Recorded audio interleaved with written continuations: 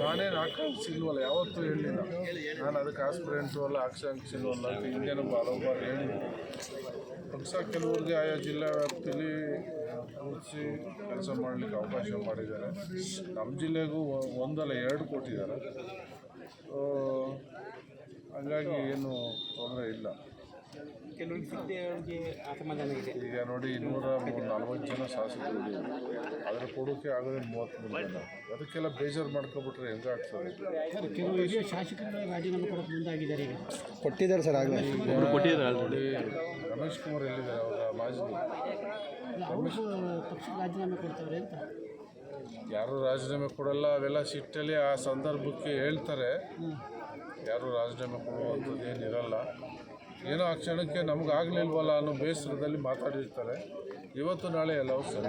High command ಮತ್ತೆ ಪ್ರವೇಶ ಮಾಡಿದೆ, ಸಮಾಧಾನ ಪಡಿಸ್ತಾರೆ. ಏನಿಲ್ಲ, ನಮ್ಮ ಮುಖ್ಯಮಂತ್ರಿಗಳಿದ್ದಾರೆ, ಅದನ್ನೆಲ್ಲ ಸರಿಪಡಿಸ್ಕೊತಾರೆ. ಏನದು ಎಲ್ಲ ಸರ್ವೇ ಸಾಮಾನ್ಯ.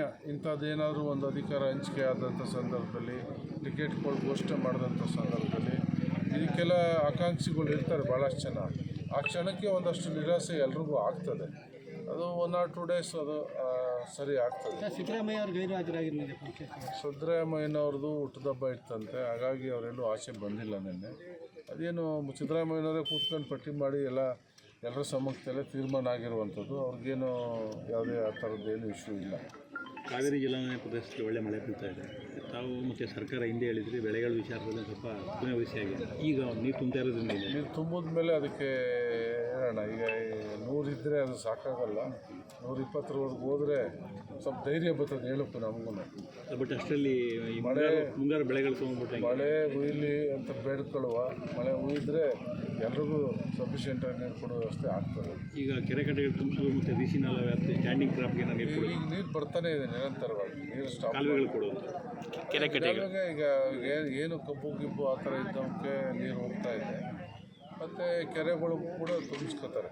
ಈ ಸಂದರ್ಭದಲ್ಲಿ ಎಲ್ಲೆಲ್ಲಿ ಅವಕಾಶ ಇದೆ ಕೆರೆಗಳು ಕೂಡ ತುಂಬಿಸ್ಕೋತಾರೆ. ಸರ್, ಮಹಿಳಾ ಮೀಸಲಾತಿ ಬಗ್ಗೆ ಹೋರಾಟ ಮಾಡ್ತಾರೆ ಕಾಂಗ್ರೆಸ್. ಆದರೆ ಮಹಿಳೆಯರಿಗೆ ಮೀಸಲಾತಿ ಕೊಟ್ಟಿಲ್ಲ ಅಂತ ನಿನ್ನೆ ಸಚಿವರು ಒಬ್ರಿಗೂ ಕೊಟ್ಟಿಲ್ಲ ಅಂತ ಒಂದು ಆರೋಪ ಮಾಡಿದ ವಿಜಯೇಂದ್ರ. ಮಹಿಳೆಯರಿಗೆ ಕೊಡ್ತಾರೆ. ಅದೇನೋ ಮಿಸ್ಟೇಕ್ ಆಗಿದೆ, ಏನೋ ಒಂದು ಅದನ್ನು ಸರಿಪಡಿಸಿ ಅಲ್ಲ, ಒಬ್ಬರಿಗೂ ಕೊಟ್ಟಿಲ್ವಲ್ಲ ಸರ್ ಕ್ಯಾಬಿನೆಟ್. ಕೊಡ್ತಾರೆ. ಒಂದಿದೆ ಕೋಟ ಇದೆ, ಅದು ಕೊಡ್ತಾರೆ.